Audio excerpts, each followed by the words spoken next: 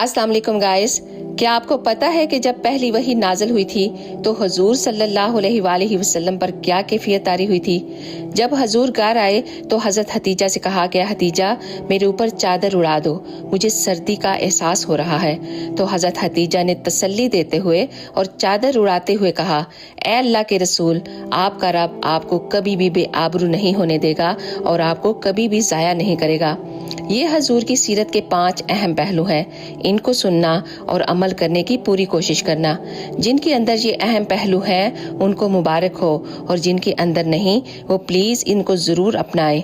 तो सुने आप सल्लल्लाहु अलैहि वसल्लम ने कौन से 5 अहम पहलू बताए हैं। पहला, आप सल्लल्लाहु अलैहि वसल्लम ने इरशाद फरमाया कि अपने रिश्तेदारों के साथ अच्छा सलूक करना और उनके साथ सिला रहमी करते रहना। दूसरा, आपने इरशाद फरमाया जिनका कोई बोझ उठाने वाला ना हो।